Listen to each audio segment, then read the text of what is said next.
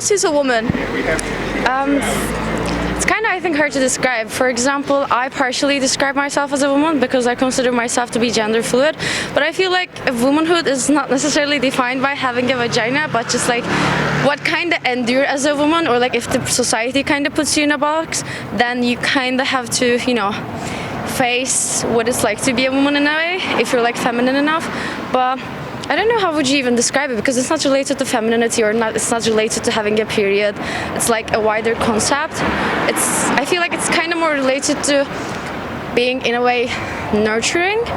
Because I don't know. I relate womanhood almost in a way with, like, I guess, creating or like nurturing or giving life, compared to what masculinity is in my life, which I found it to be like more destructive. Hi, my name is Jess and this is Reason. Today we're in Shoreditch asking people, what is a woman? What is a woman? Oh, that's a question. I don't know. I used to know. What is a woman? Precious human being, I'd say. What is a woman? Any person who feels that they're a woman and or were born as a woman. What does it mean to feel like a woman? That ranges for every single person and how they feel that for themselves. For me, I think it's mainly how other people view me in society. Do you think women's only spaces are important? Yes, of course, especially if it's like, for example, kink parties in London, they're like women or like women non-binary only ones. So it's mostly excluding cishet men, and most of the time everybody else who's in like the feminine side of the spectrum is welcome. And obviously the spaces are very needed, so people feel safer to express themselves in like a safer way, or like play in a safer way. But yeah, I definitely agree. Why do you think cishet men should be excluded? Because most of the time they're the ones who are creating the main threat, and I haven't seen enough men who want to educate their peers enough. So even though I keep telling my friends, if you want to do something about, for example, women's rights, first start with like educating your friends. If they're, for example, making a sexist joke, or like if they're making like a rape-related joke, because that's where the rape culture even begins. So like start with like educating your friends, because they're going to listen to you more than they're going to listen to like somebody who's expressing feminine. So yeah,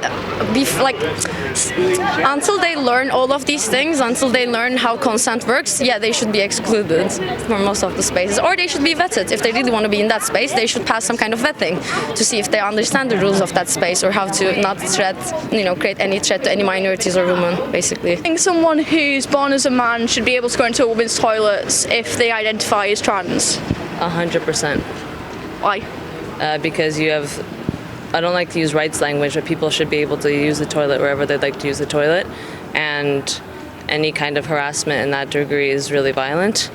I think that we should trust our guts on such issues and recognize that people are just trying to people are trying to use the bathroom in privacy and in peace, and we know when there's violence happening, and that's not it. People are just trying to use the restroom, and they should be able to. And I also don't think there should be gender-separated toilets, or there should be an option for non-gender separated toilets if people feel more comfortable with that as well.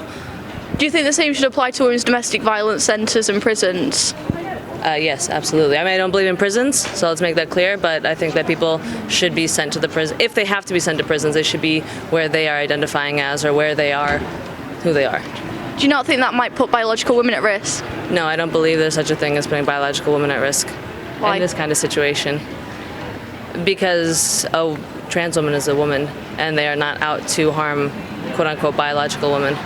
But in women's prisons, for example, we've had cases where biological men who identify as women, So trans women. biological men who identify as women, go into women's prisons, and they have a history of like sex offences and stuff, and they oftentimes, in many cases, have abused these women. Yeah, so I don't want to engage in this interview anymore.